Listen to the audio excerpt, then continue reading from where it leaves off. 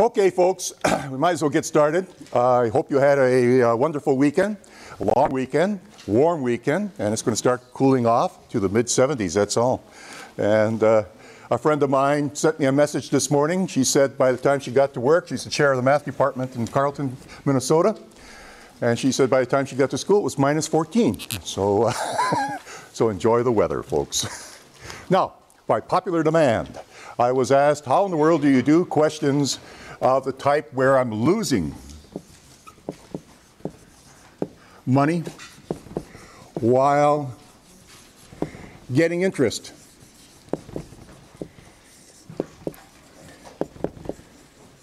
And I think this was problem number what? 17. 17? 7, okay. And what it is here is I said you're losing one heck of a lot of money on that one. You're losing $10,000 a year. You're not going to get that in interest. So the interest is going to try to run against the money you're losing. But this goes to the question that you asked the other day. You asked, well, can't I just use the formula? And the answer is no. Because there's a large number of interesting problems out there where the present value of money doesn't work. And so let's just give you a hint at how we handle that. Suppose I have dx is equal to x plus a dt. Your problem would be x minus a. And let's put an r in front of it just to be sure. Suppose I have a problem like this. And that's precisely the kind of problem you have. Now, your problem using present value of money isn't going to work here. You know, the usual formula. And so what we want to do is say, oh no, what do we do now? Okay? And so we go back to the original approach. How did I derive the present value of money? I found dx, I divide by x plus a, is equal to r dt. What does this say? It says that the rate of, this is a ratio. If x is money, it says the ratio of the amount of money I'm getting, dx or dm, divided by the amount that's in the bank right at this instant, is equal to r dt. Okay? And that's what we have here. Alrighty. So now what is it that we want to do is we want to integrate this problem.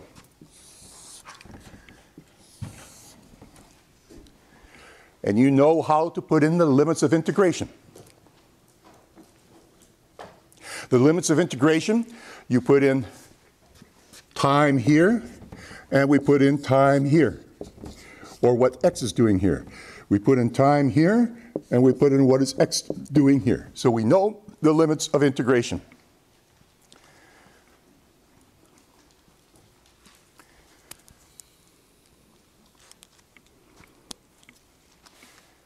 But we don't know how to integrate that thing.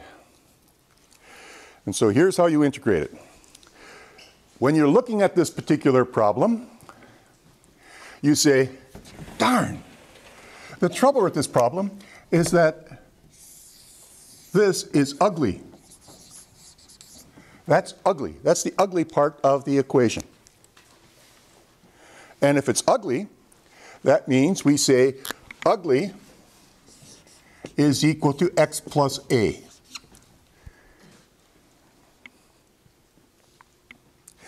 This means that d ugly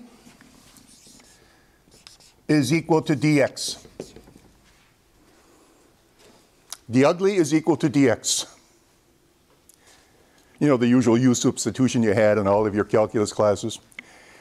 And u usually means ugly, okay? And so the ugly is equal to dx. And so when I substitute that into this equation, everywhere I see a dx, I'm going to write the ugly. And everywhere I see a ugly, I'm going to write in a u.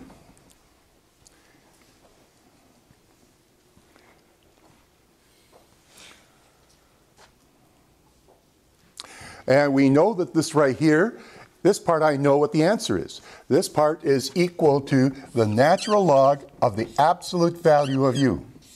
And I write down the absolute value of u because in your problem, u will be negative. In your problem that I gave you, u will be negative. You're losing more money than you're getting by interest. And so therefore, the answer to this problem over here then is going to be equal to the natural log of the absolute value of ugly, and I write in what is of u, and I write in that this is the natural log of the absolute value of x plus a. That's what this integral is going to equal.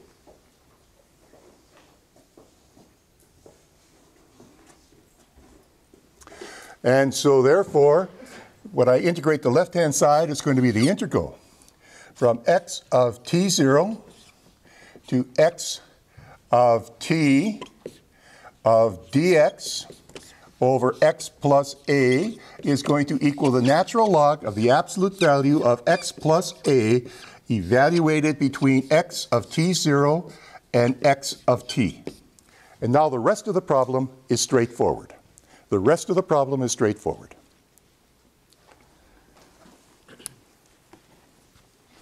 Okay? Yes? So A is the constant money that we're losing? No, actually A is going to be the constant money divided by the interest rate. So setting up the problem, when I set up the problem, I'm going to have the change. Oh boy, that's bad. I thought that was a good one. They're going to have that the change in the money. What's changing the money? What's changing the money is going to be R, the amount of money I have, dt. That is going to be the amount of money you're getting from interest, but they're also taking a certain amount out. And how much are they taking out? They're taking out, let's say, $100 on a continuous basis. So at the end of a year, you lose $100. To get it into the form I have over here, what you have to have is that I'm going to have that this is equal to R M minus 100 over R delta T. And minus 100 over R is going to be the rate that you're losing money relative to the interest rate. That'll be your A. And what you have then is M is going to be smaller than minus 100 over R. And what does that say? It's just no problem. It just means you're losing money. Because you're taking money out at a faster rate than the bank is putting it back in. No problem. And so you just have to worry about the sign when you go back and you look at the issues. That's all. Okay? Any questions? All righty. That's how you handle that. And the reason I stated last time that you will see on your exam, which will not be next Tuesday, but maybe next Thursday. Okay? And I'll announce for sure on Thursday of this week. The reason I say that I do not want you to go immediately from this right here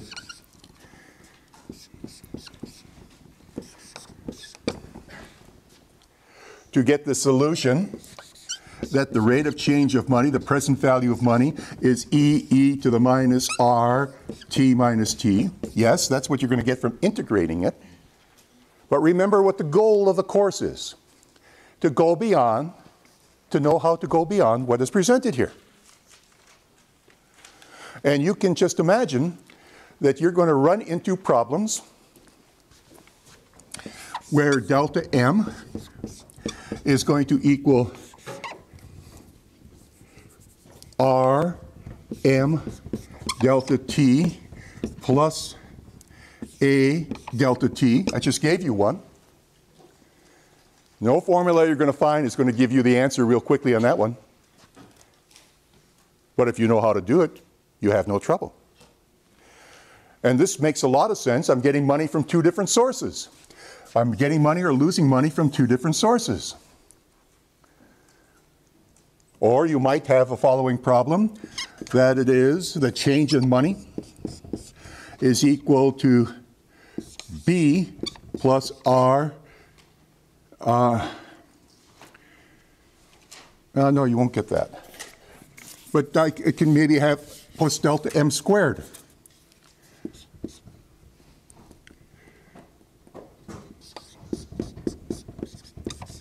Or various other type variations. You can get all sorts of variations.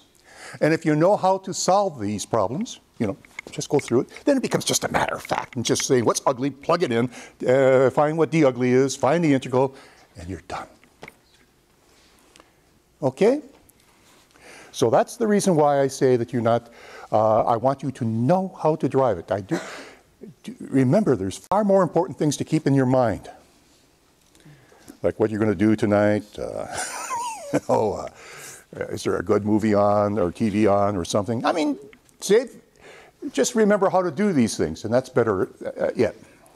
All right, everybody with me on this now?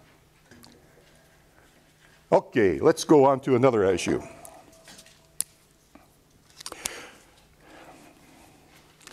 Darn, I need money. You don't realize it, but I need money. Okay. I'm going to borrow some money from her. Of course, I have to pay it back with interest, don't I? Sure. Yeah. It's $100. She wants to get the $100 back. And so how much money did I borrow from her? Well, let's say I borrowed, for $100, I borrowed 100 e to the minus r t minus t. So r is the interest rate that she's charging. She's charging a certain amount of interest, and this is due on March 14th. So that's how much money I borrowed from her right there, at present value of $100. And r is the interest rate that she's charging me, continuously compounded. Do you trust me? Yes. No. You're wise not to. Okay. So she says, I need some security. And you know I carry my favorite Mickey Mantle card in my pocket here. So what I do is I give it to her for security. So what happens now is on the right side is the amount of money I have. On the left side is the Mickey Mantle card.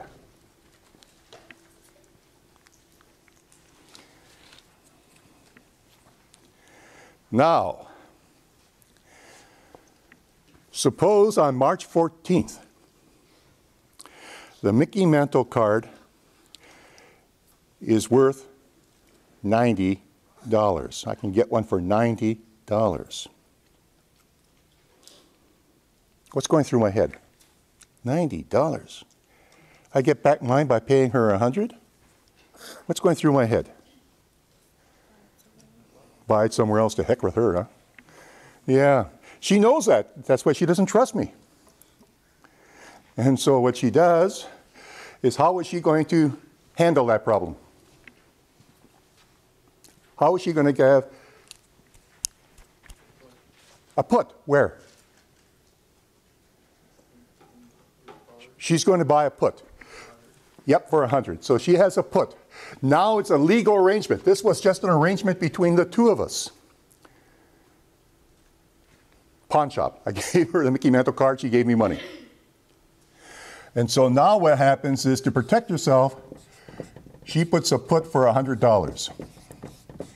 Now she is legally protected. Because if it drops down to 90, and I'm saying, goodbye, she's saying, no, no, no, no, no. I'm putting this on sale for $100. You have to pay me $100 for it. So that's protecting her. The put is protecting her. But what if it goes up to $120? What are you going to do? You're going to say, hey, I got profit. The heck with you. I'm going to sell it somewhere else and get 120 rather than just a measly 100. How do I protect myself? Call. And so what I will do is I will have a call for $100.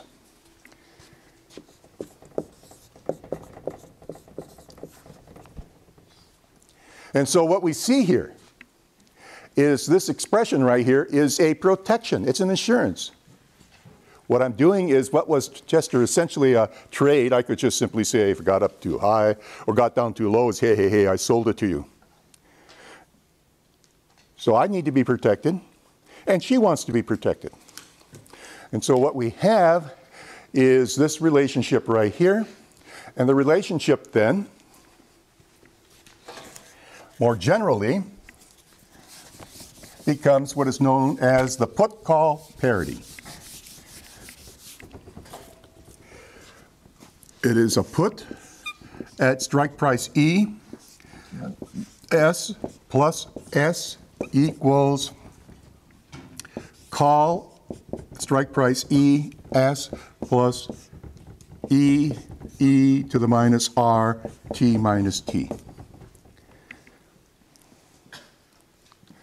That is the put-call parity.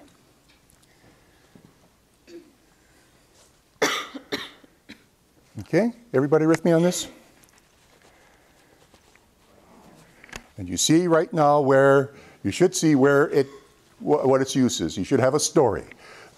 A story, there's many stories you can tell, but a story is we start off with this amount of money that's going to keep growing as T gets closer to T to E dollars. To protect, to be sure that you can buy that back for, that Mickey Mantle card back for E dollars, you have a call. To ensure that it can be sold, you have here. So this is protecting both sides. It's a put-call parity. It's amazing how when you look at the market and you check the cost of a put, the cost of a call, the cost of the stock, etc., how close this is. It's not equal. This is transaction costs, but it's very, very close. So, if it's very close, that'll give us information. Let's go through a couple problems.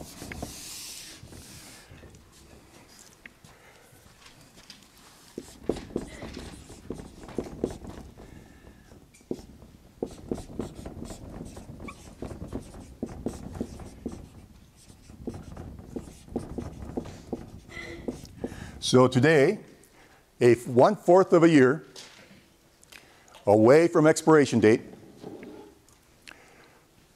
what we have is S is equal to $105.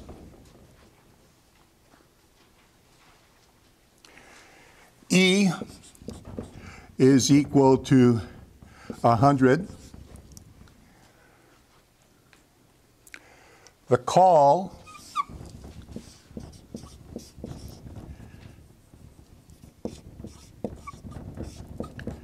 equals $4. Tell me what the cost of the put should be.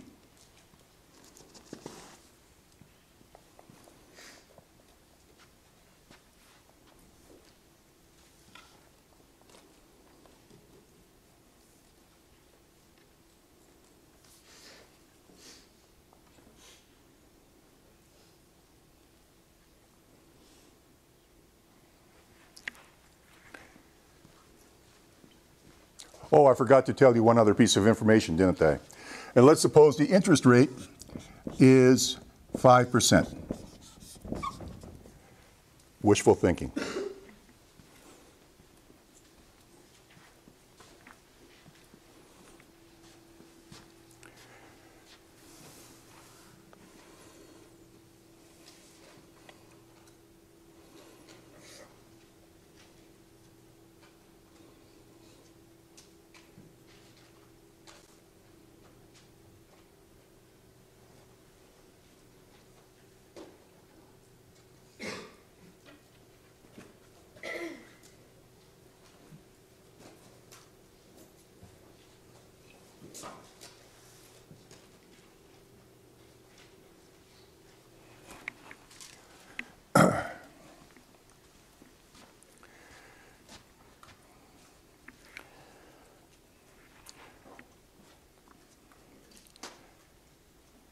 All right, to solve this problem, I just substitute into this equation. Put 105 plus S, S is 105, equals CE is equal to 4, and this right here is equal to 100 E to the minus 0.05 times 1/4.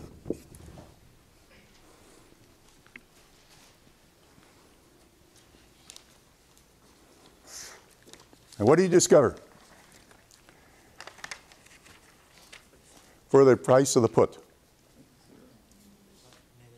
It's negative. What does that tell you? It's negative, and it tells you something is wrong. That price of that call, the only variable inside there that you can't control, stock price is stock price. E, this is the interest rate. This is what we have here. This right here is less than 104. I bring this over, so it's going to be less than a -1. This tells you either that, you see, the price of an obligation is not going to be negative. I'm not going to pay you to be obligated, okay? And so therefore it says that the price of the call is underpriced. The call is underpriced. It should be more than, it should be at least $5 here. Actually more than $5 to make the price of the put positive. Okay, and so what this does is it tells you the call is underpriced.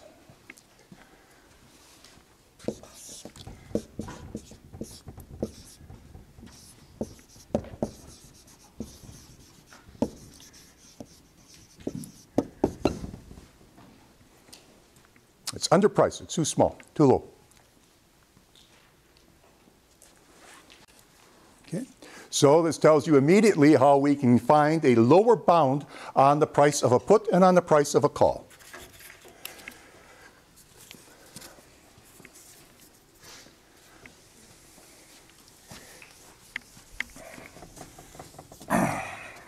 If I want a lower bound on the price of a put,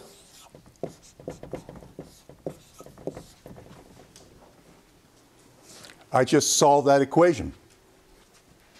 That equation is going to be equal to S plus E, E to the minus R, T minus T, minus the cost of a call.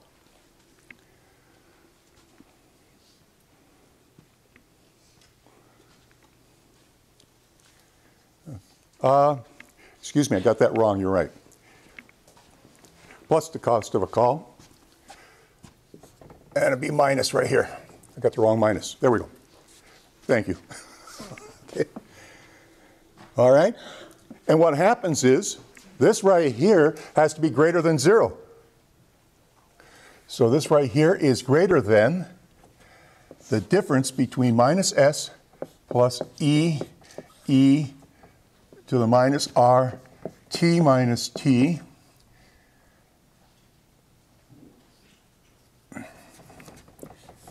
then the maximum of this or 0. I'm not going to, the price of the call has to be greater than 0. And so what did I do? Again, I'll write this over. This is minus S plus E, E to the minus R, T minus T. That's what I have here. This has to be greater than 0. And the price of a put has to be greater than 0. So it is larger than the maximum of what I get here if I throw that away, and 0.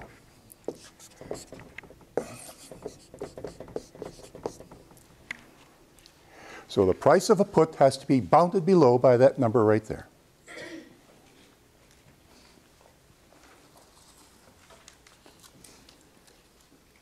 Okay? Yeah. So why are you throwing the call away? Because I don't know the value of the call. We're going to find the value of the call in the put later on. And that's a real delicate problem. You know how to find the value of the put and call the exact, what should be the exact value? You're rich.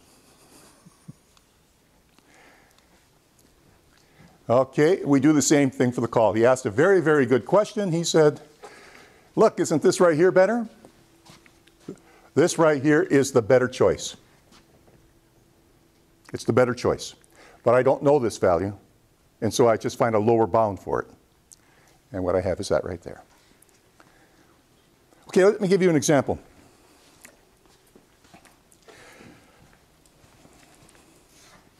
Now let's do the following.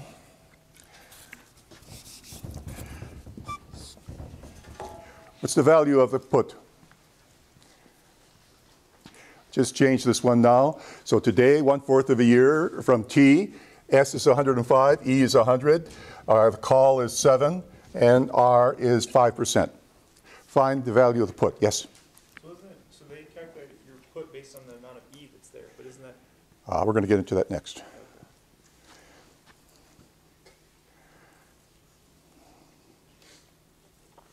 This goes to a question that you asked earlier when E was the same. You know, how does the value of the put change? And we're going to see that next.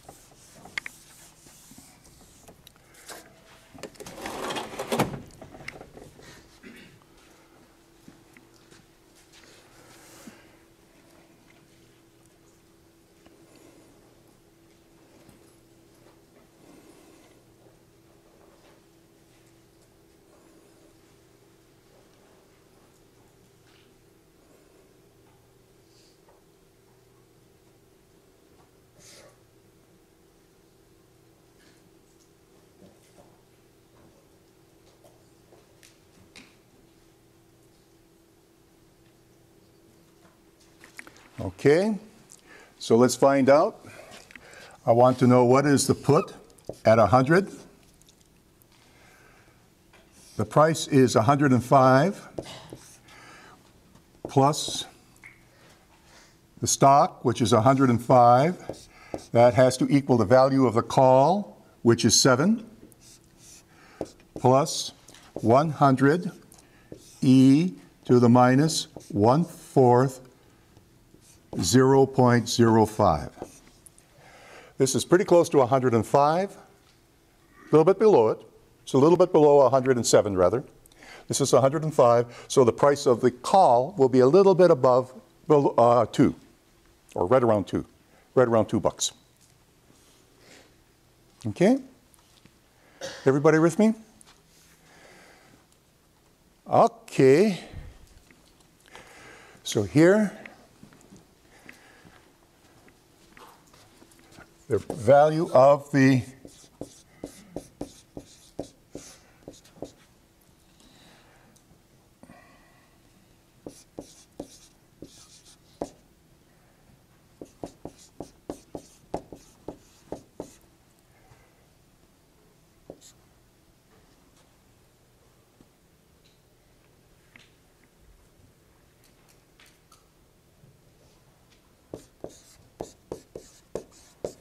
okay, so this is about 107. That's pretty close to 0, so that's about 107, 106. So it's that difference, which is not too much. Okay? Do the same problem. Same, everything you have here, everything is exactly the same. But now let E equal 105.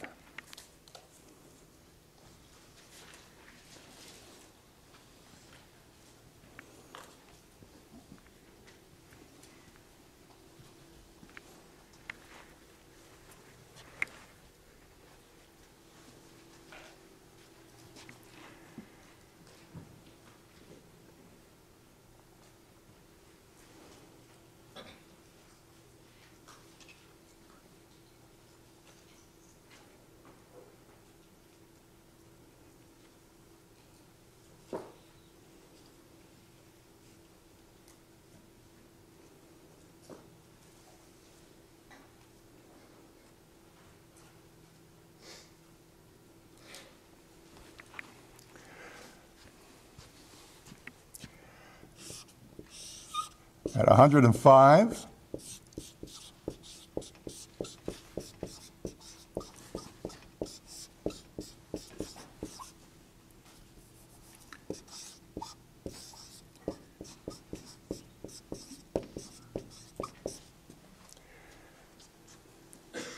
That's what we have here. And so I would have that the put with the same information would be equal to 105 e to the minus 1/4, 0.05. It's pretty close to 5, plus 7 minus 105.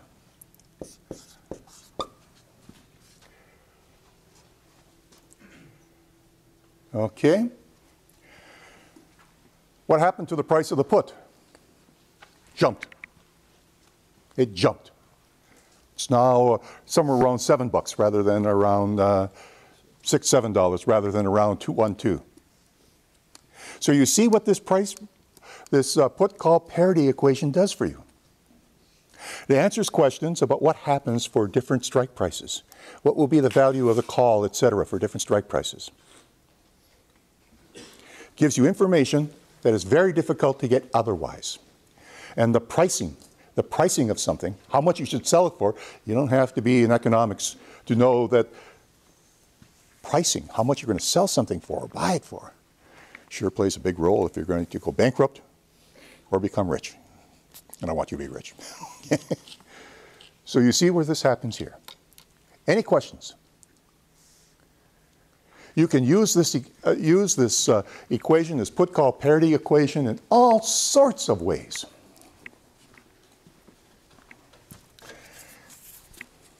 What I want you to do now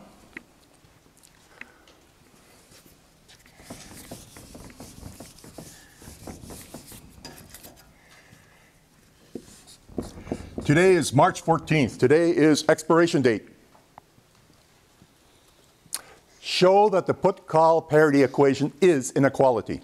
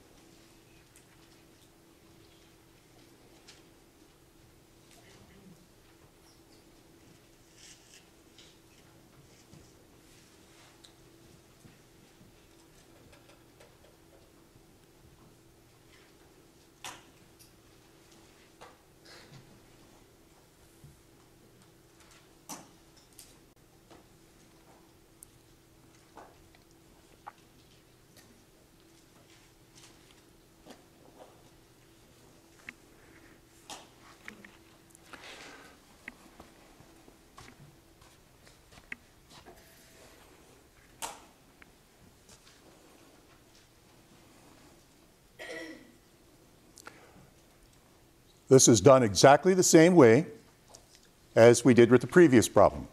What we do is we just substitute in the values. At expiration date, this is equal to the maximum of 0 and E minus S. If S is above 0 at expiration date, there's no more hoping for anything. If S is above E, you're going to just throw it away. So that's where the 0 comes from. If S is less than the expiration price, you get the difference between the two. Plus S equals this right here. This right here is the maximum of 0 and S minus E. If the price is lower than E, forget it. Because I'm going to buy, I could do better on the market. If it's above E, then I make that profit, the difference between the two. And the last equation is E.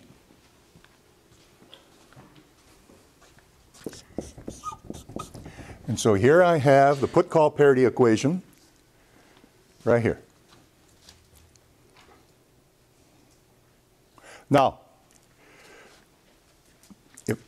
what you do is you just go through here, look at the two cases, and substitute in. You have if S is smaller than or equal to E, then this side right here is going to equal E minus S, because E minus S is greater than 0. So it'll be E minus S is what this is going to equal. This right here is going to be S is equal to maximum. This right here is negative, so the maximum of these two numbers is 0. And at expiration date, that's E. And I'll be darned, E minus S plus S does equal E. And so I have equality.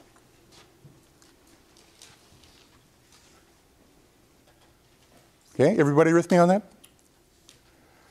Okay, so let's look at the other price. The other situation is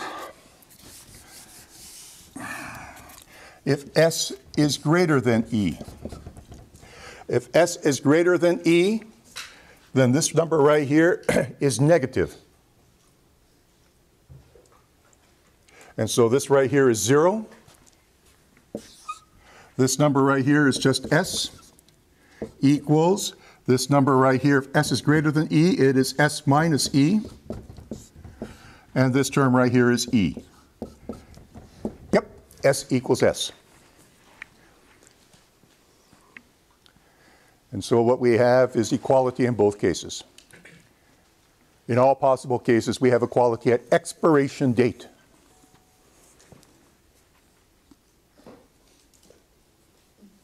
Okay, everybody with me? Good. Now we come to the question of why should I expect that to be an equality a good year in advance? A good year in advance. So let's look at an example.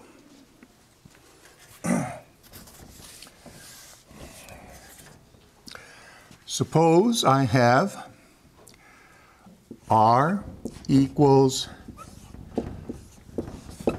0.05, 5% interest. Suppose I have that the price of the call, that S equals 101, E equals 100.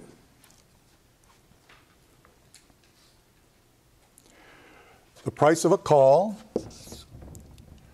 for 100, let's suppose it's equal to 7.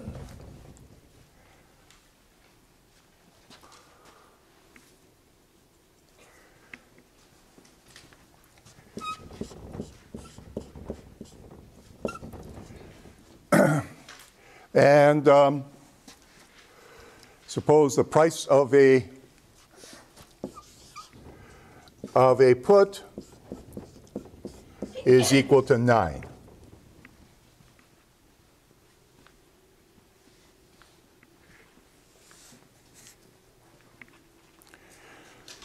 Question is you got that information. Where did you get the information? You looked up the financial pages. Nobody looks at financial pages anymore. You take out your iPad, you check it, and there it is. All right? What are you going to do?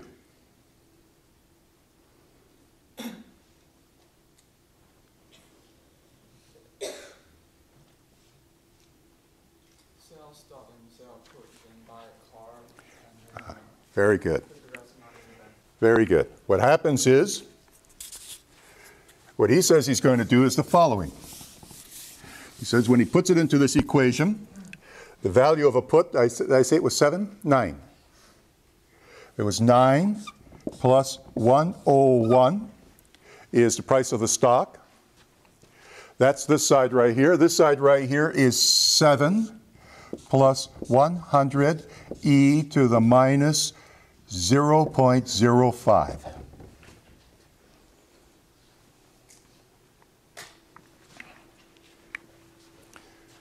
The right-hand side is smaller than the left-hand side.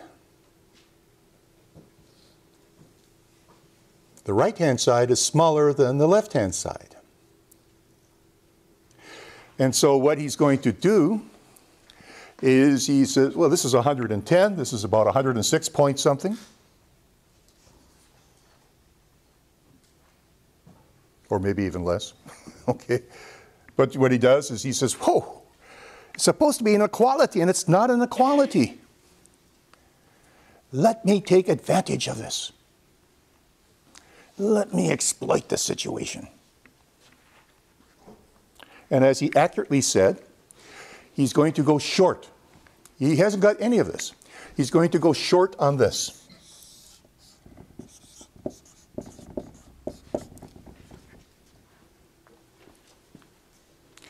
Remember what going short means. He's going to sell a put, and he's going to borrow stock from him,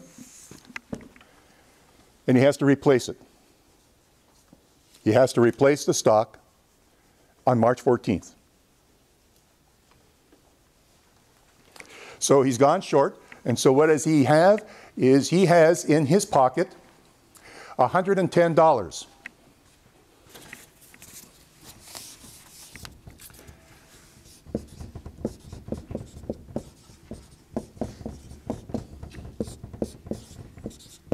He has $110 because he went short, and I'm ignoring transaction costs and everything else. Now what does he have? Now he spends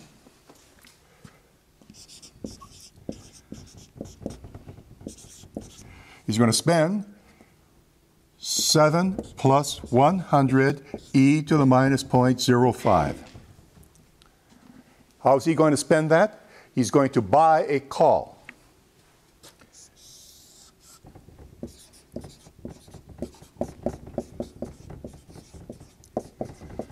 Use the money to go long. He's going to sell it. He went short on the put and that, and he buys the other one. Well, wait a minute. What does he have? He's got in here something like around, let's see, around $4 profit. Around $4 of profit. He puts that in his pocket and he forgets it. He's not going to worry about it. Okay? Now, let's look at March 14th, expiration date. At expiration date, what does he have to do? This is what he has. Here's what he has to worry about. He has to replace that stock. Yeah? So he's using $7 to buy the call, and then the rest is just Profit. Puts that in his pocket.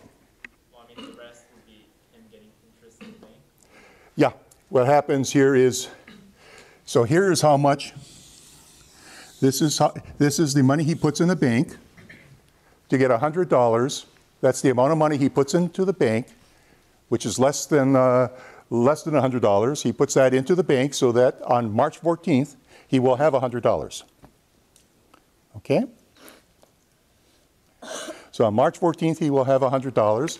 So let's take a look. You know where this 110 came from. That is by going short. That's money he has. Here's money he is spending. He's buying a call, and he puts this much money in the bank.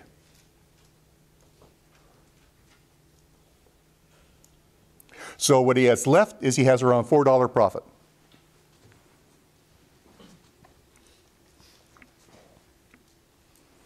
Okay.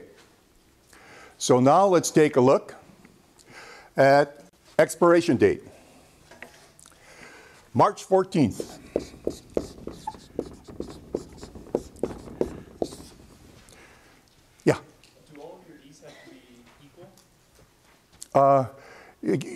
For the put call parity, yeah.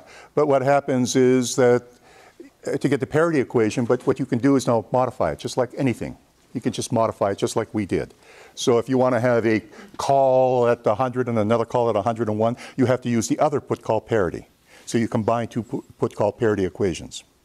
Okay. All right? March 14th comes around. March 14th comes around. Let's suppose that the stock is less than, on March 14th, he has hiding in the pocket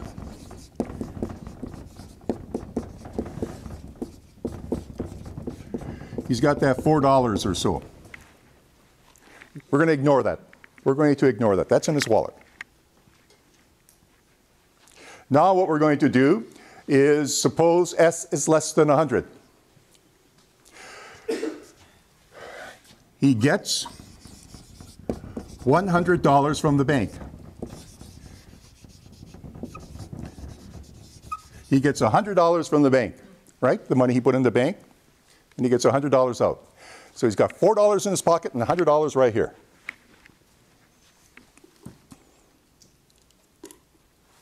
Okay. If S is less than 100, if S is less than 100, what you do is you buy S.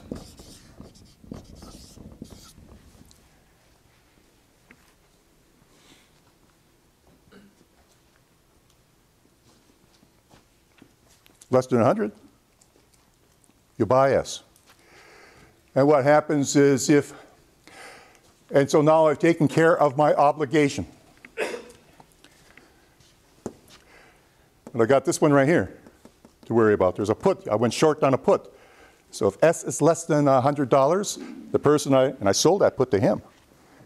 And he's saying, oh, S is less than $100. I'm going to make a little money off that guy. Not only my grade, but my little money off of him too. Okay? So he's going to exercise that put. Well, that's fine. What I do is I bought this for less than 100 and give it to him. And I'm free. Correct? He wants to buy that from, he wants me to sell him to that for $100. I'll give him the $100. Because I bought the stock for 98 or whatever it was. Sold it to him for 100. Still have the $4 in my pocket, and that's all across the board taken care of. So let's go through that again. On expiration date,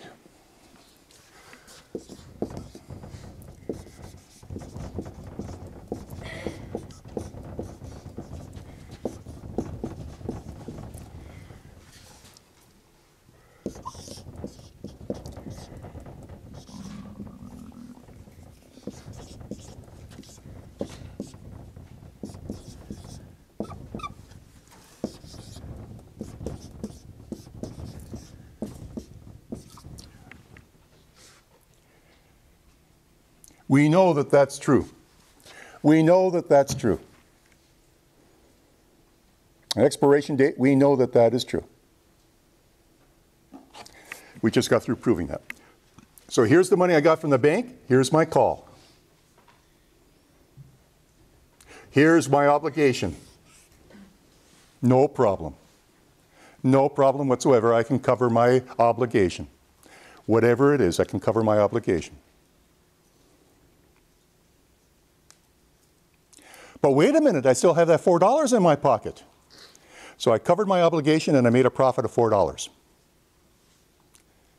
Okay, everybody with me on that?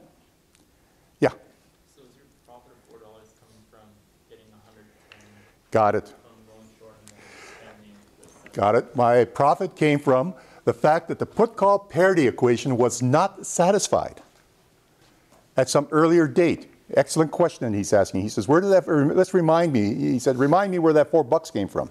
It came from the fact that the put-call parity equation was not satisfied at some earlier date. And because it's not satisfied, what you do is you say you go short on, on the larger amount.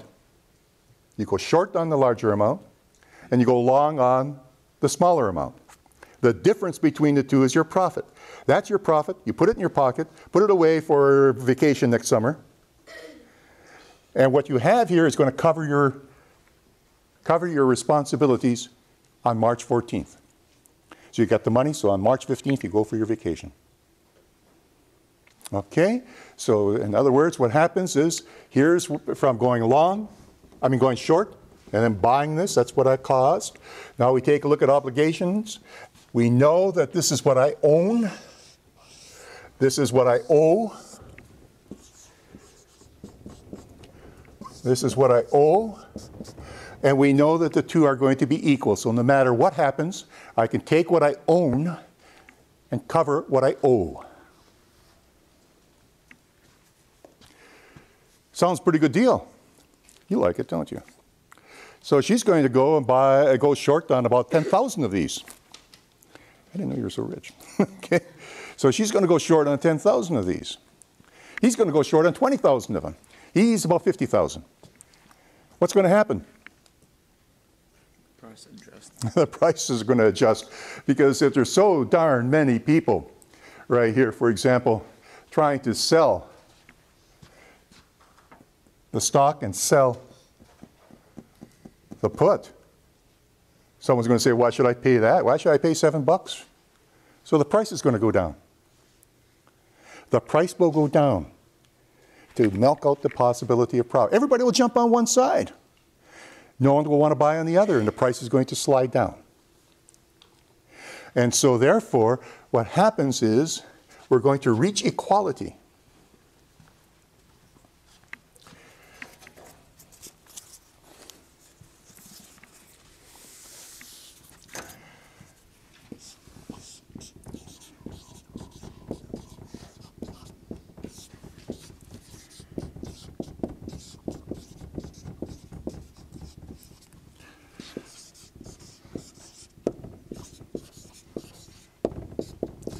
If there's a serious difference, there's an arbitrage opportunity.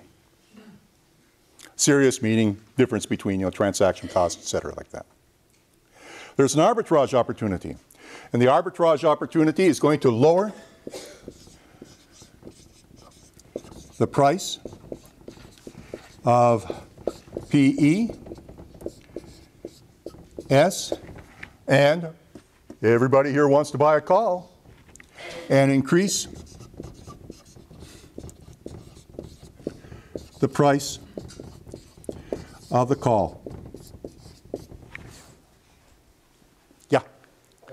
Where you wrote O over there, I don't understand how can I put it equal, because on one side I have 100 from the bank, but the call, I won't exercise the call because we said S is less than 100. Sure. So, okay, so this is what I own. Okay. Because I went long on that. This is what I owe because I went short on this. Okay, that means I own 100 plus 0. Plus the call. Yes, but I won't exercise the call. Okay.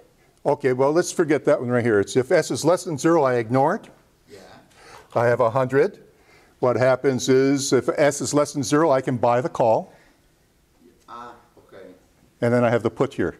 Then somebody else wants to. I buy the call. Then. Yep. Ah, okay, okay.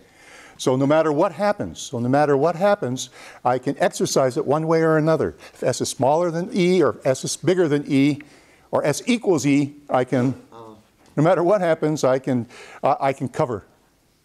Okay, okay. And that's where I get it. Okay, good question. Any others? All righty. So what happens then is that if at any time, any combination of these things right here knock you out of whack, something is larger than the other, what you can do, and I say serious difference because, if there's a small difference,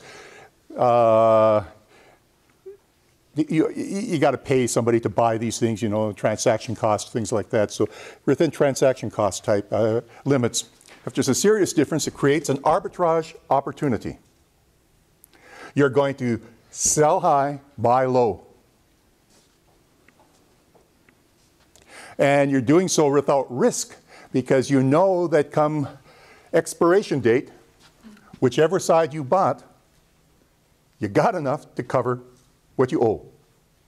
So if it went the other way around, what I would do is if I owned this right here and I owe this right here, no matter what happens, I have enough to cover the other side's cost. And we're done. So that's why we have an equation. Remember at the beginning of the course when we were talking in terms of arbitrage from horse racing, I said that arbitrage exists. It exists. If you're smart, you find it and you become rich. Okay? And then what happens? It exists. But usually not for long. Why not for long? Because there's an opportunity. You know, the people on the market are very bright. And if it isn't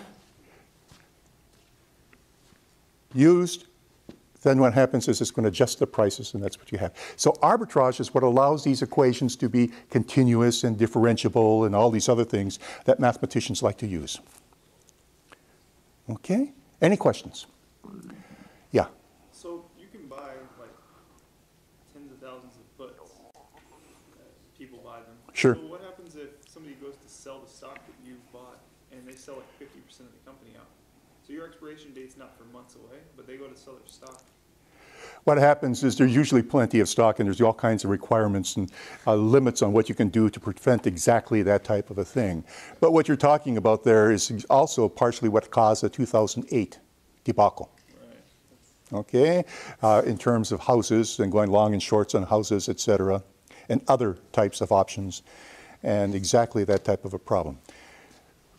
Which is why, when you look at options, I'll get to you next, but when we talk about options, what are we talking about? We're talking often about insurance, right?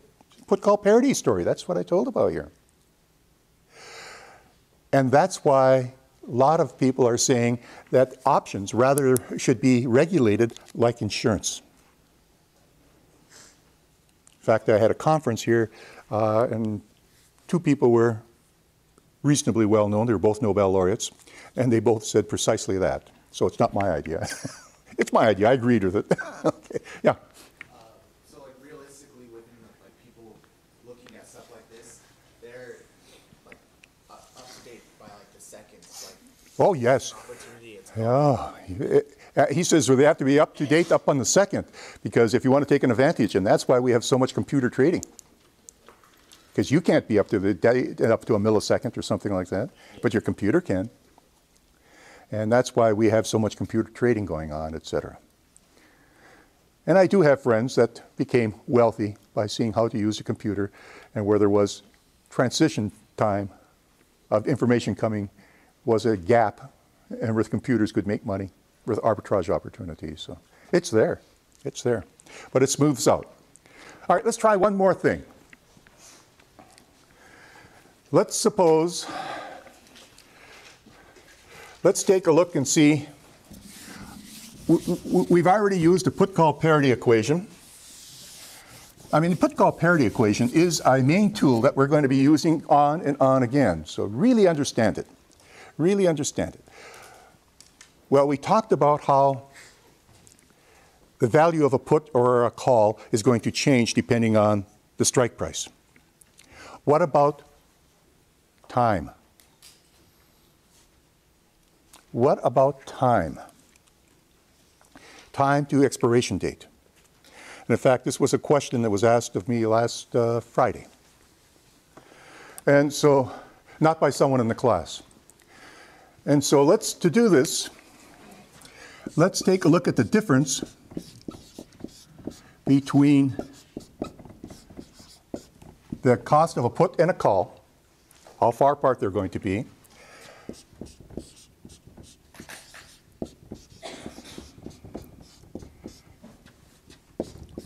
here's the information here. That's the information. Put-call parity equation. Now, suppose the time to expiration date is 1 year. Compare what happens if the price of expiration is 1 year and 2 years. In other words, simpler numbers. Okay. Let's see what happens on there.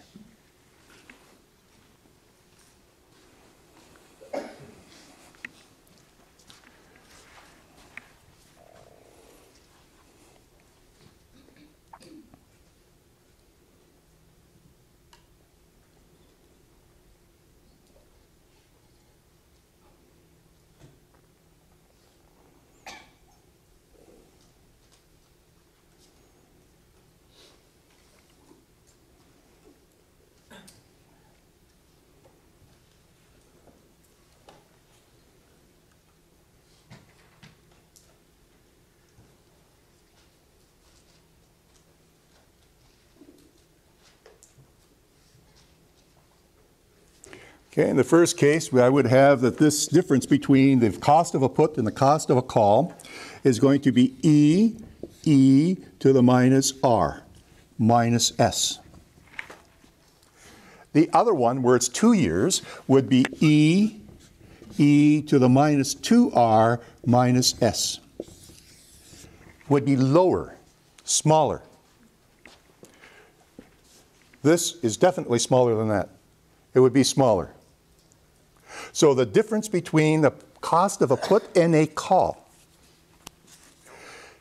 shrinks the farther away, all other information being the same, it shrinks the farther away you are from expiration date, or increases the closer you are to expiration date. Why should that be so? Why do you think, why do you think that should be so?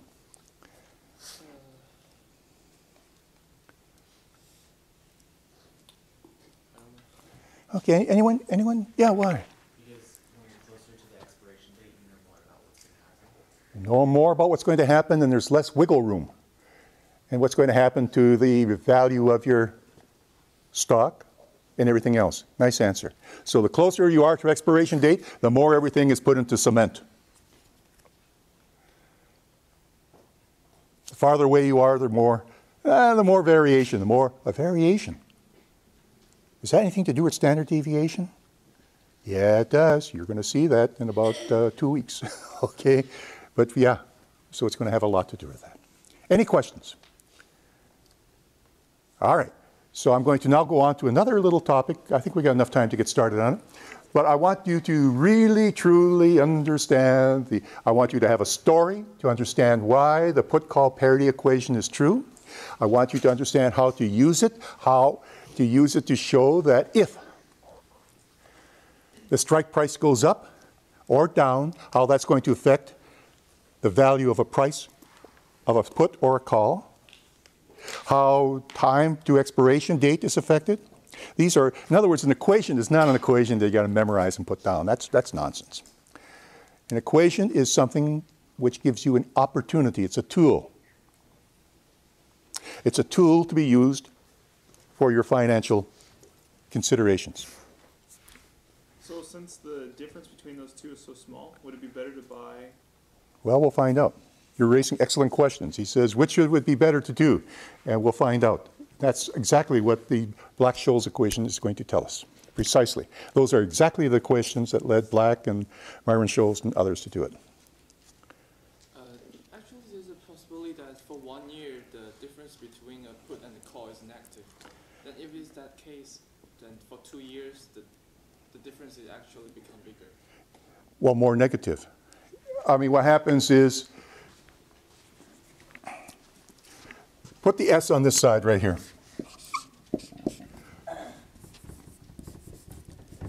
Okay, so the difference between all of these things right here, for a given S,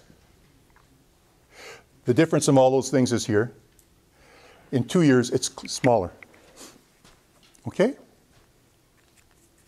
And so what we do is we see what the differences are. But I'm stating that the price of stock is given, and so the only things that can vary are the difference between the put and the call. All right. Let's get into another topic, which is really getting to the questions that several of you have been asking, and that is, how do I know? How do I know what to buy, what to sell, etc.? This is the fundamental of finance. How do I know what to buy, what to sell? And so here is where we're getting into issues of modeling. And when we're getting into issues of models, be leery. Because to create a model, you have to make assumptions.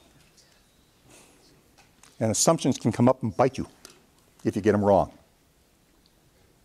All right? So that is what we'll be going into. Now, what I'm doing, to first talk about modeling, we have to find a simple relationship. A model usually is a simplified relationship to give us some insight, intuition, what's going to happen. All righty. And so here is an example.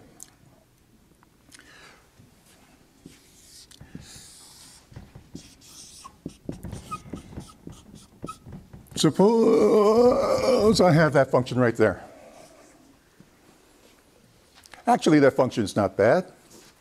It is y equals x squared. Actually, e to the x squared.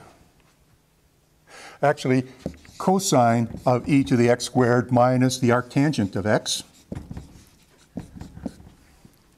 Actually, all raised all over 4 to the sine of x. Now, what does that equation suggest to you? Shifting majors to become art history major. Okay. I mean, and as I told you before, I poke fun at art history because that's one of my avocations. So there we have this ugly, ugly, ugly, ugly, ugly equation. And unfortunately, folks, this isn't bad at all. I told you that part of my interests are in mathematical astronomy. Now, if you take a look at the motion of the moon relative to the Earth, there's only 6 equations, 3 for velocity, 3 x, y, z, for position.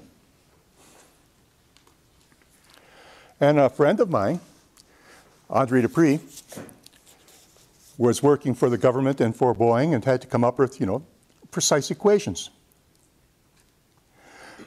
Each equation would fill, each of the 6 equations would fill, I don't know, something like about 10 fat volumes. So therefore, you got about 60 volumes, a big encyclopedia. Actually, that's underestimating because, in fact, when he did this, the last time he did this, there were so many equations that they had to be only on computer. Could only be on a computer. The equations were so far out. When you're taking into account all of the perturbations of the Earth caused by the oceans and by the mountains and by you walking around and by the perturbations on the moon and things like this, the equations are outrageous. And so in the real world, we don't get the nice equations you get in your classroom.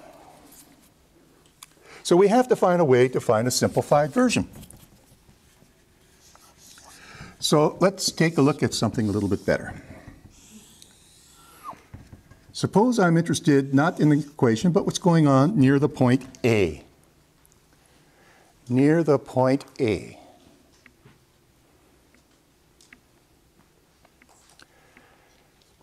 I would like to know what's going on 100 plus A, but that might be a little too complicated for me right now. Right now, my boss tells me to find out what's going on right around A. And so I'll say, okay, I'll find out what's going on around A. And so the question is, I'll say, well, what is it? Now, there are many, many, many different ways in mathematics, or Fourier series, everything else, are ways of approximating an ugly function. But the one we're going to use is, if I'm only interested not in the function far out, but just right around A, I'm going to try to find what is, well, you see, the only thing I like are polynomials. A polynomial approximation. Oh, that's a constant. That's not a polynomial. All right. Let's go out a little bit further. A linear approximation.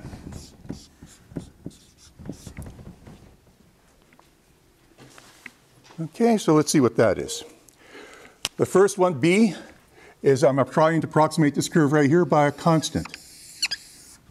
That's not too hot.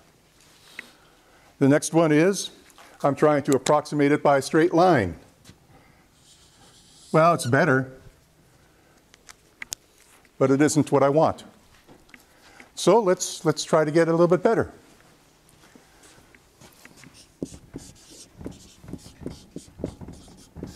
By a quadratic. And now I'm going to approximate it by, okay, whoa, at least near A, I'm getting a pretty good approximation. At least near A, I'm getting a pretty good approximation. Far out, I'm not. So what do I do next? Put in the cubic term.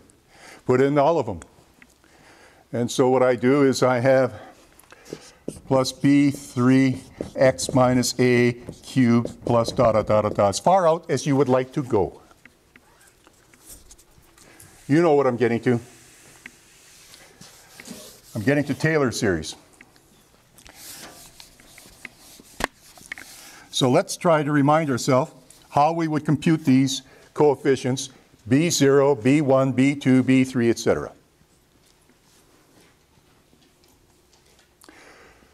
Well, I like equalities. So a way of getting rid of all of these terms, I want to find what is b0. To get rid of all of these terms, what should I set x equal to? If I set x equal to a, I have that f of a is equal to b0.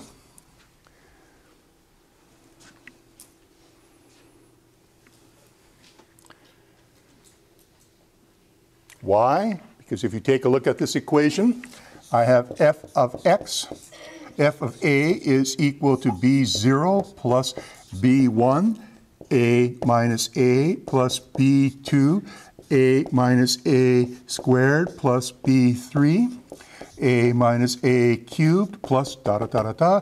All of these vanish nicely. They get out of my way.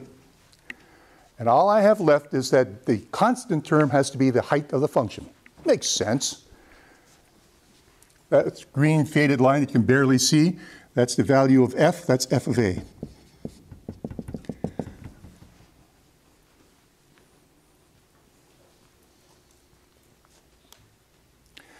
So I now know what f of a, what b0 is. It's equal to the function at a. So I can substitute into the equation. And I now have that the equation is f of x is equal to f of a plus b1 x minus a plus b2 x minus a squared plus b3 x minus a cubed plus etc.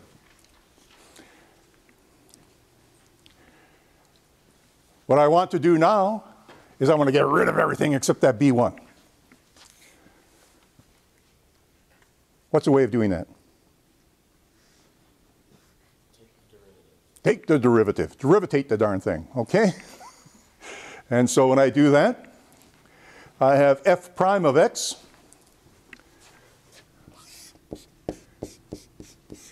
equals the derivative of a constant, usually is 0. This right here, derivative of this is just b1 plus 2b2 x minus a plus 3b3 x minus a squared plus da da da da da.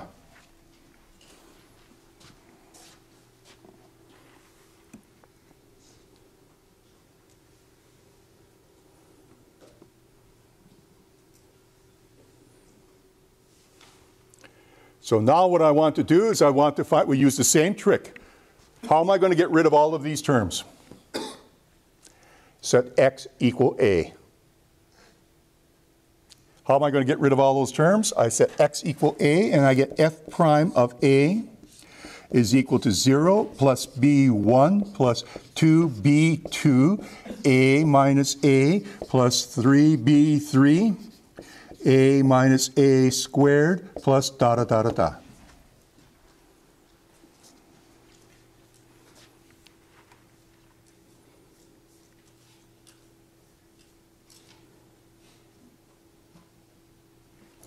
And so I now know that b1 is equal to f prime of a.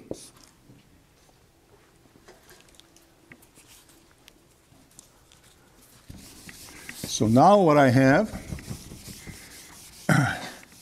is the equation f prime of x is equal to f prime of a plus 2b2 x minus a plus 3b3 x minus a squared plus 4b4 x minus a cubed plus higher order terms. Some real hot stuff. Okay?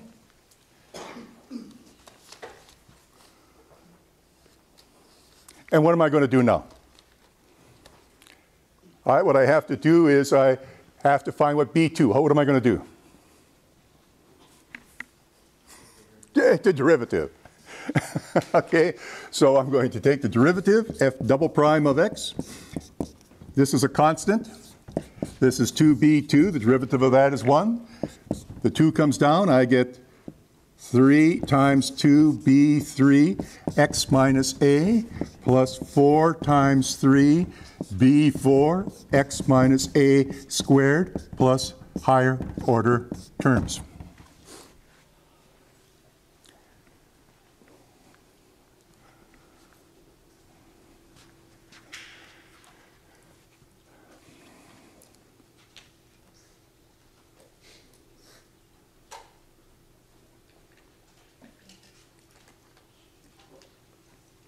And when you do this, you do the same thing. How in the world am I going to get rid of those polynomials? You let x equal a.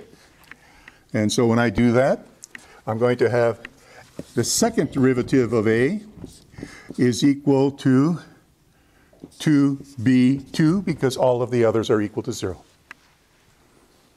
Or b2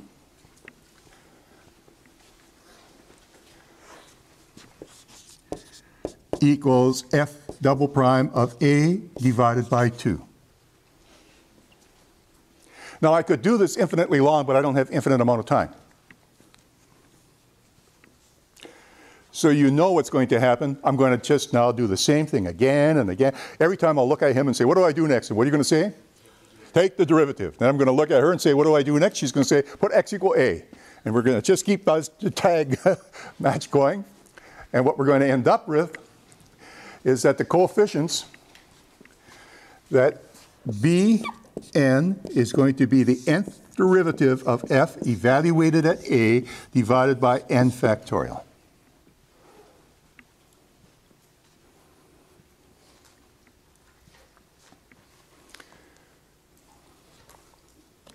How many of you have had a differential equations course?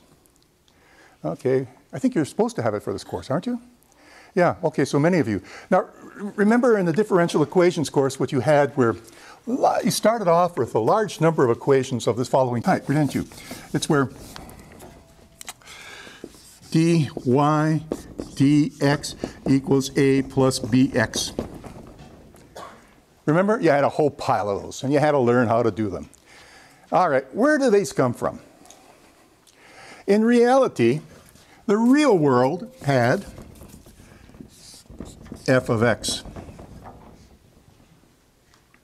The real world problem is f of x. And so what do? Is they say, in the small, can I approximate f of x with a polynomial? Can I approximate it with a polynomial? And what's the simplest polynomial? It's a linear one. So that would be equal to b0 plus b1 x minus a. If you wanted a more sophisticated polynomial approximation, I would approximate it with b2 x minus a squared, etc. And so what we have is that the Taylor series are used in modeling as a way of simplifying what's going on.